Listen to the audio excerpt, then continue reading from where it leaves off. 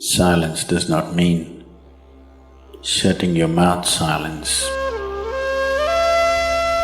What is being referred to as silence or nishabd? One cannot do this. One can become this. See if you can articulate the same things that you're saying with half the number of words. Suddenly you will become extremely conscious of everything.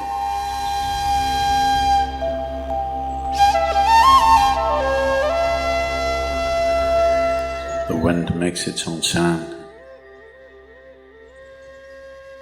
so does the water.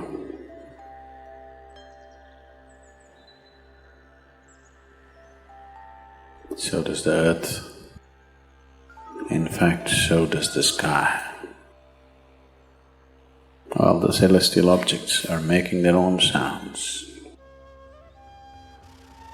There are sounds of pain, sounds of pleasure, sounds of misery, sounds of joy. For everything there is a sound. With human life, it's very true. Sounds of life, and there are sounds of death, and there are even sounds of silence.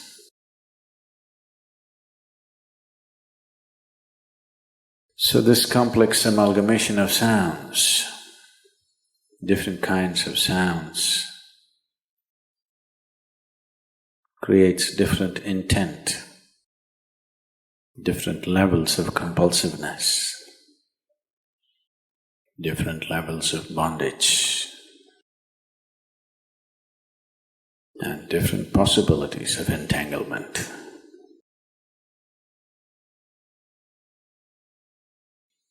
In all this, why one chooses to become silent? Silence is not a way of denying yourself life. It is not even about denying yourself articulation. Silence is about moving from compulsiveness to consciousness.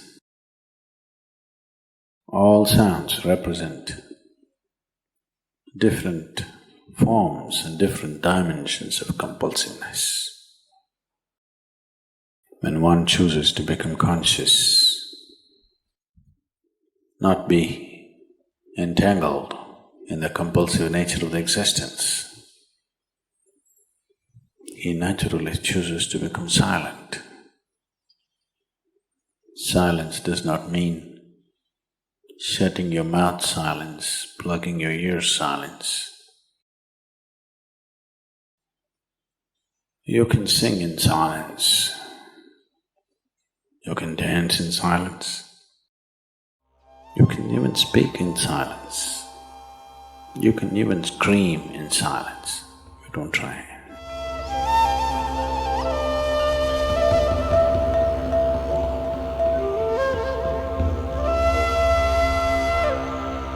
That does not mean when everybody is silent you scream. That is not screaming in silence.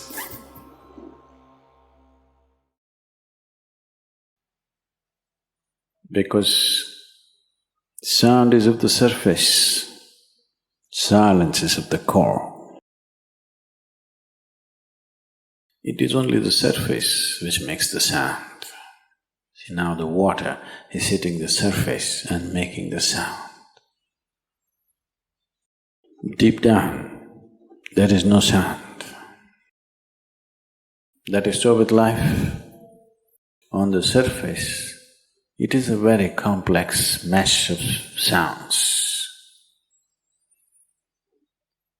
a maze of sounds happening. But at the core, there is no sound. There is no word for no sound in English language. We call it nishabd. That means absence of sound, a total absence of sound.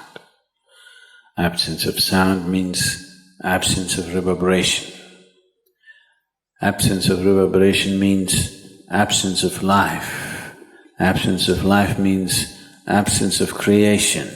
Absence of creation means absence of the Creator too.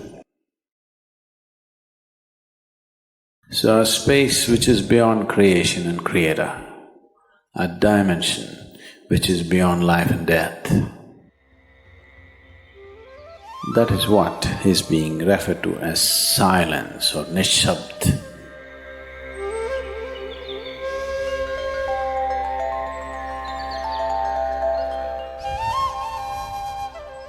One cannot do this.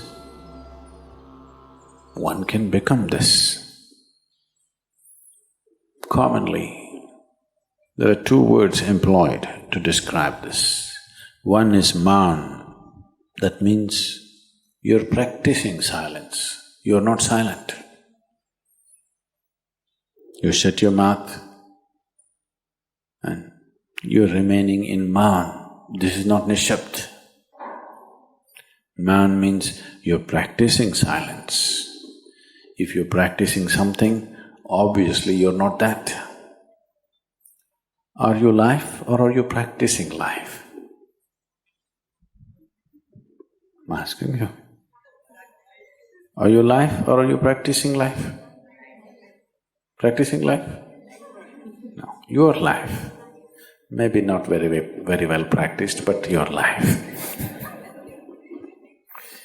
Similarly, there is a difference between practicing silence and becoming silence. Practicing silence starts as a certain restriction, but slowly, as one practices silence, one can possibly become silent. One can become silent in intense activity, but nobody can keep up intense activity forever. Moments of intense activity are only moments, nobody can sustain it. You'll expend yourself. Only if you can achieve it in inactivity, it is sustainable. If something is possible only in intense activity, it is never sustainable. In a very intense and ecstatic moment of singing, somebody may become or taste a moment of silence. But how long can you keep it up? Your throat will tear. And your neighbors may kill you. Possible. So this possibility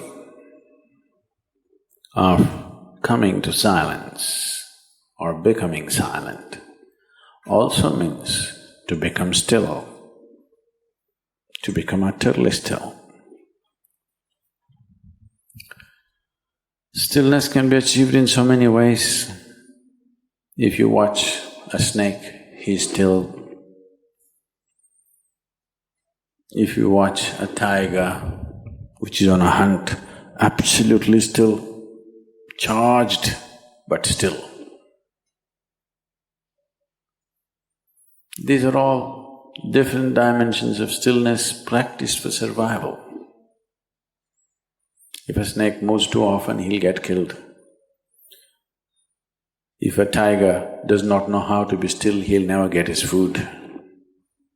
These are all acts of survival. A human being, for survival, he has to be active.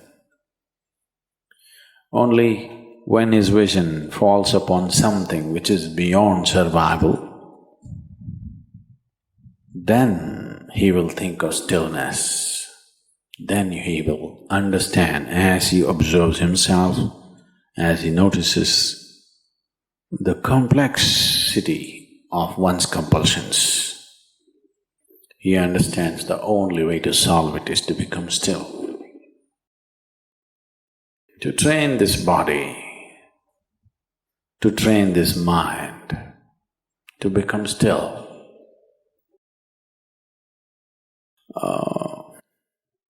Takes some effort. If one is simply blissed out, he will become still. But otherwise one has to work bit by bit, one has to work to bring this body to absolute stillness. Most people cannot hold their body in one place for any length of time. They're all the time in moment.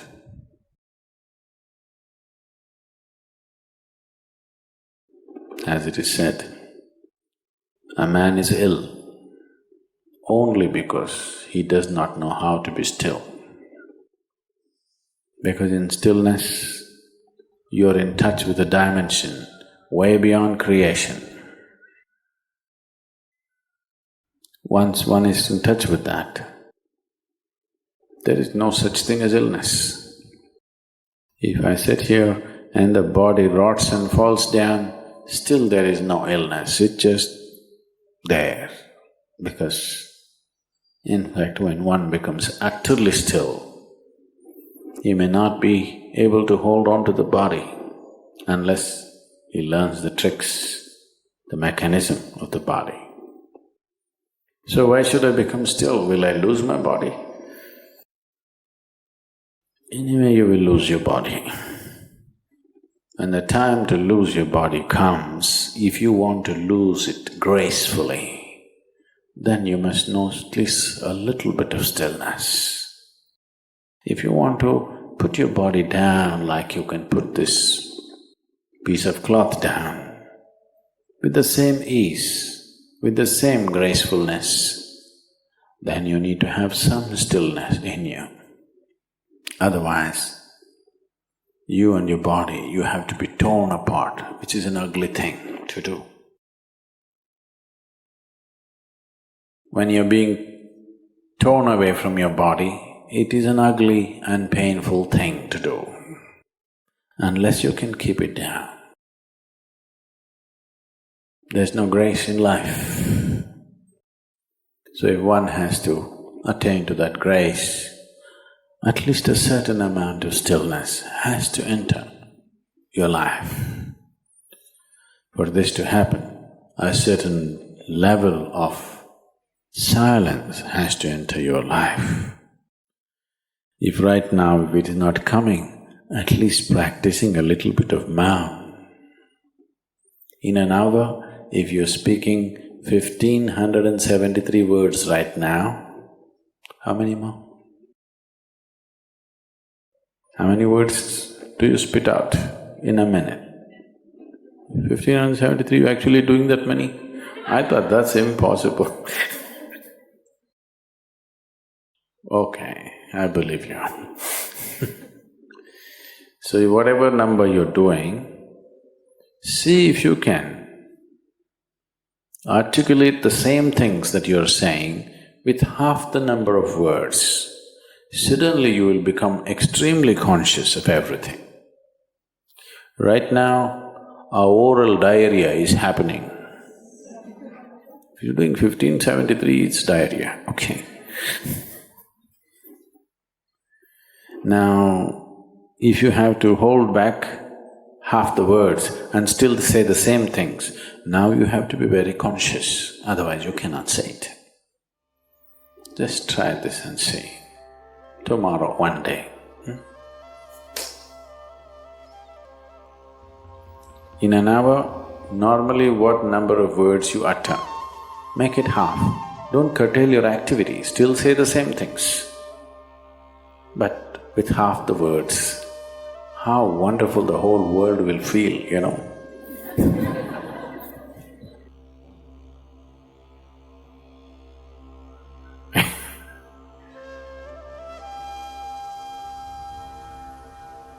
World will be a wonderful place, I'm telling you, tomorrow, if everybody does this. Many marriages will be saved.